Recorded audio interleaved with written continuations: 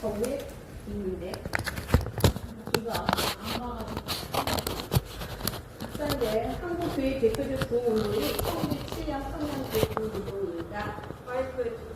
성령의 은혜가 온 평양 거리를 뒤덮을 정도로 은혜가 넘치는 부흥이었다고 하는데요. 이 평양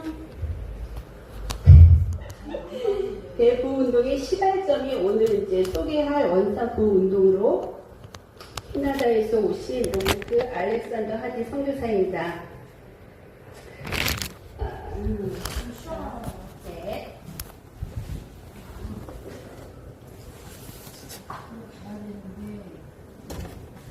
주의하지 않습니다. 1865년 하디 선교사는 6월 11일 캐나다 온타리오주 세네카라는 작은 도시에서 독실한 감리교 신자였던 빈스라의 5남 1녀된 장남으로 태어납니다. 하디는 세상에서 유익한 존재가 돼야 한다는 부모님의 가르침이 늘 마음에 자리하고 있었습니다. 10살에 부모님이 돌아가시고요. 1884년 고등학교를 졸업한 후에 교사 자격증을 취득해서 잠시 교사 활동을 합니다.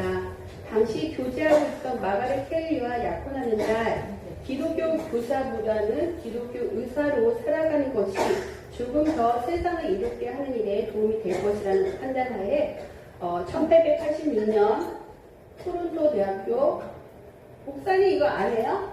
1886년 토론토 대학교 의과대학에 입학하게 됩니다.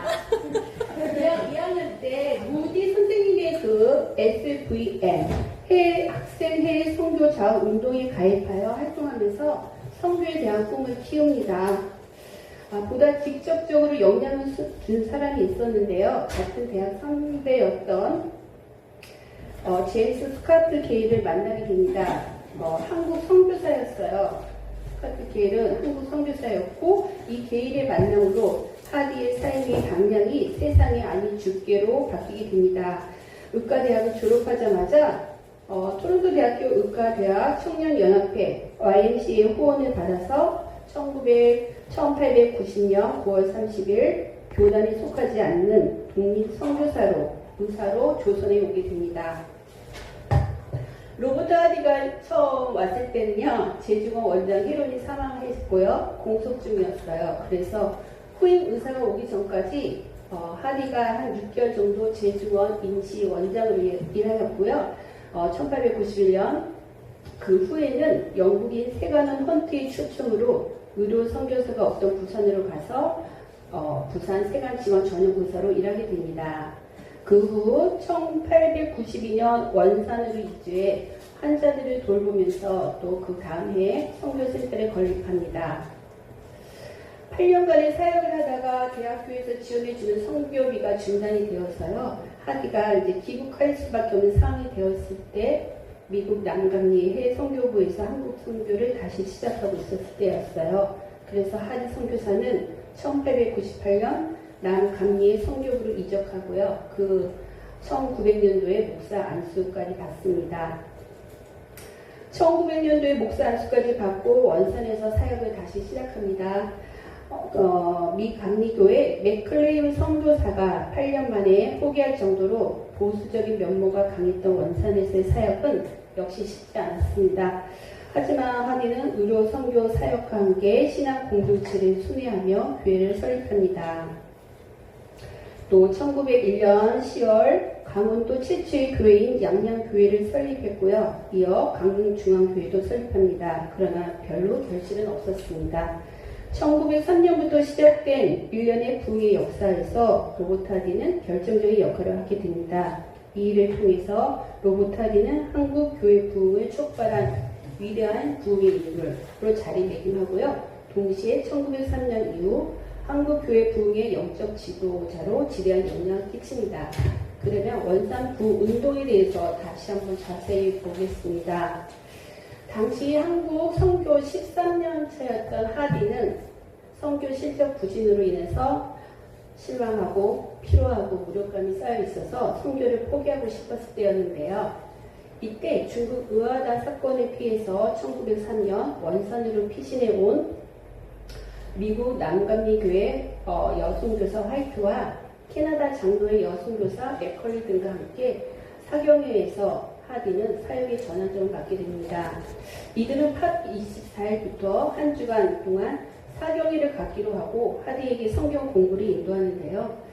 요한복음을 가지고 이제 성경 공부를 하는데 보혜사 성령이 대한 부분이 나오는 부분에서 하디가 성령을 받습니다. 성령이 임하니까 그동안 선교나 목회의 결과가 없었던 것이 환경 탓도 아니고 조선의 탓도 아니라는 것을 깨닫습니다. 성령이 임하니까 성령의 그 인도하심과 능력을 따르지 않은 자신에게 있음을 깨닫고 회개하는 순간 하디에게는 성령 충만과 믿음의 확신이 생깁니다. 당시 하디와 함께 집회에 참석했던 선교사들도 같은 경험을 했고요. 선교사 사경회를 마친 다음 주 예배 때 하디는 한국인 회중 앞에서 자신의 교만을 공개적으로 자복합니다. 나는 한국 사람들을 무시하고 깔보았습니다. 백인으로서 갖는 인종적 우월감이 있었습니다. 의사로서의 신분적 교만함이 있었습니다. 내가 여기까지 와서 가난한 자들을 도와주는데 왜 열매가 없는지 원망스러웠습니다. 내가 죄인입니다. 내가 교만했습니다. 라고 눈물로 회개합니다. 그러자 교회가 발칵해져졌죠. 그곳에 있던 선교사들도 함께 가슴을 치면서 자신도 그 같은 교만한 모습으로 선교했던 것을 회개하고 그러니 성도들 또한 또 회개하고 자신의 죄를 자복하기 시작했습니다.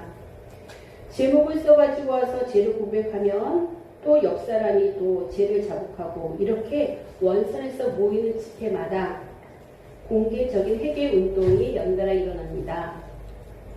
선교사님, 우리도 마음속으로 선교사님을 미워했습니다. 선교사님 몰래 제가 선교비를 횡령했습니다. 이렇게 회개한 교인들은 과거 횡령하거나 훔친 돈을 돌려주고 또 돌려받을 대상이 없어 돌려줄 수 없는 경우에는 교회 헌금을 했습니다.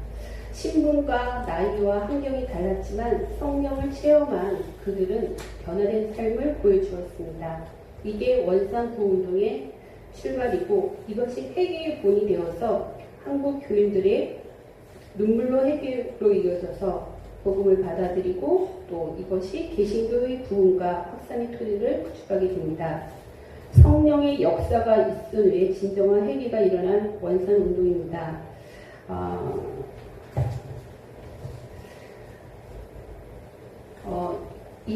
일화 하나 여기 보면 있는데요.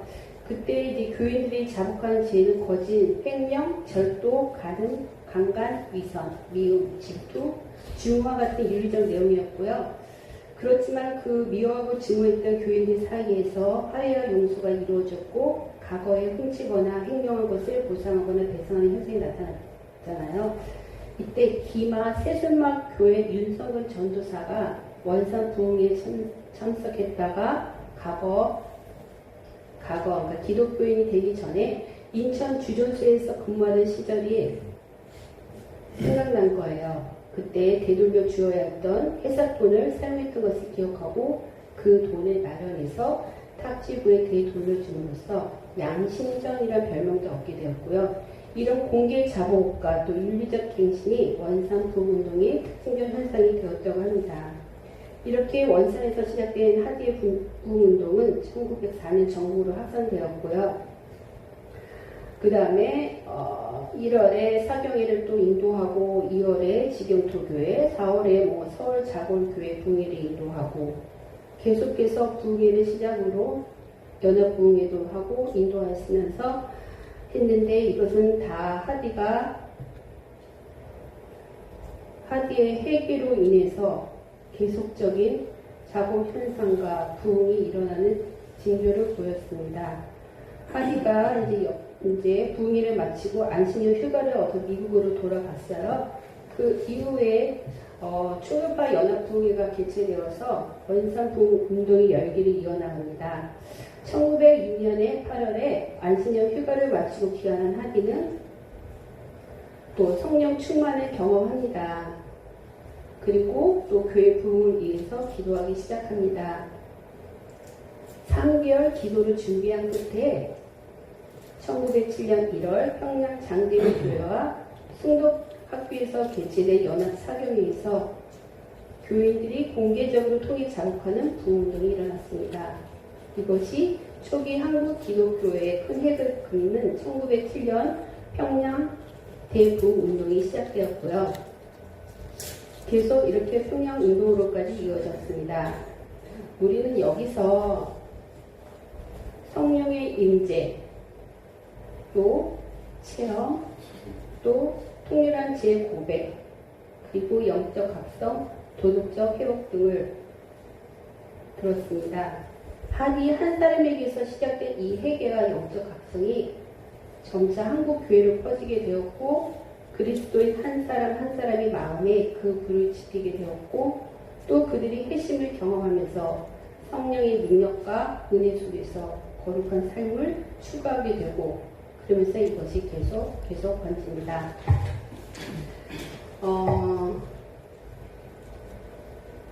어떻게 보면 그 당시에 그런 영적 대각성이 오늘날 저희 은호교에서도 필요하고요. 또 간절히 사모하게 되는데요. 우리 한국이 선교사님들의 희생으로 세계에서 두 번째로 많은 선교사를 파송하는 기독교 국가이잖아요. 지금 제가 이제 사도행전을 읽고 있는데요. 스데반 집사님이 이제 순교 이후에 하나님께서 환란을 주시고 다 흩어져서 이제 제자들과 사도들이 복음을 전하기 시작합니다. 빌립이 성령의 인도로 에티오피아의 내시를 만나죠. 그래서 예수님의 복음을 전하고 내시는 예수님을 믿고 또 세례를 받고 고향으로 돌아갑니다. 그 에티오피아에 그래서 복음이 전해지죠. 그 결과 지금 현재 아프리카에서 기독교가 가장 많은 국가가 되었잖아요. 우리가 지금 필리핀과 미얀마의 선교사분도 파송하고 있고요. 그 다음에 태국, 인도, 라오스의 세 분의 선교사님을 후원하고 있습니다. 선교를 하는 이유가 하나님이 가장 기뻐하시는 거고요. 그래서 저희 교회도 존재하는 거고요. 그리고 제일 중요한 영혼권의 가장 큰 목적이 있습니다. 모든 민족에게 복음이 증거된 후에 주님이 오신다고 했거든요. 아직까지 복음이 다 전해지지 않았기 때문에 주님이 오시지 않는다고 믿죠. 우리 교회가 선교를 통해서 우리 모두 영육의 강건한 또 물질의 충분한 풍성함을 얻을 수 있다고 생각합니다. 우리는 여기서 전도를 하고요. 선교사님들은 나가서 복음을 전하십니다. 선교지가 정해지고 나면 그 나라의 역사, 문화, 사회, 경제, 여러 가지 언어, 특히 언어 공부를 하고 떠나시겠지만 얼마나 힘드시겠습니까? 선교사님들께서 정말 주님이 그 주신 사명을 다 감당하실 수 있게끔 저희는 본인 선교사로서 믿음으로 또 기도로 물질로 또 마음으로 함께 했으면 합니다. 제가 재정이잖아요. 여러분들의 그런 상황을 알 때 저분은 좀 더 선교에 대해서 하실 수 있겠는데 막 그런 생각을 합니다. 지금 제가 하리 선교사님을 소개를 하면서 이 선교사님들이 우리 조선에 와서 복음을 전하고 와서 또 두 자녀를 잃고 그런 아픔 가운데서도 하나님의 그런 복음을 끝까지 전할 수 있는 것은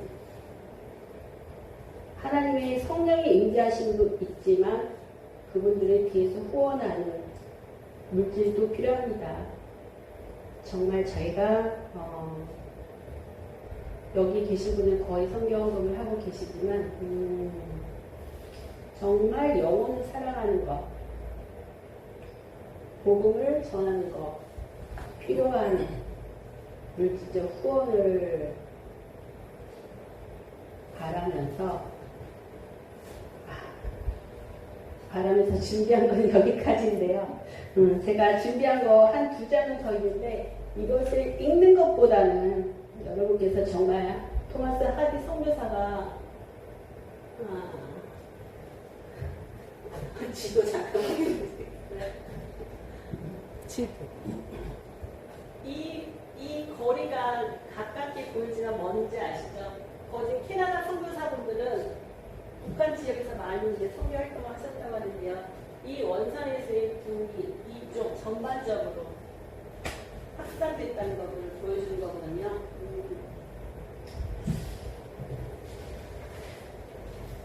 그리고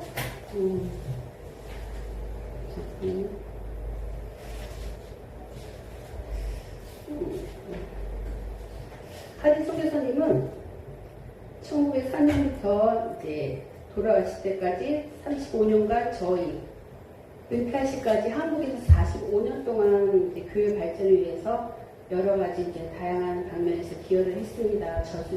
저수 활동도 많이 하셨는데요.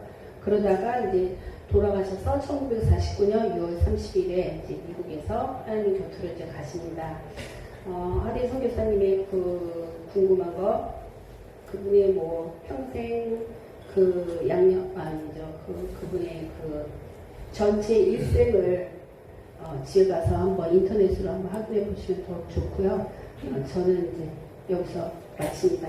감사합니다.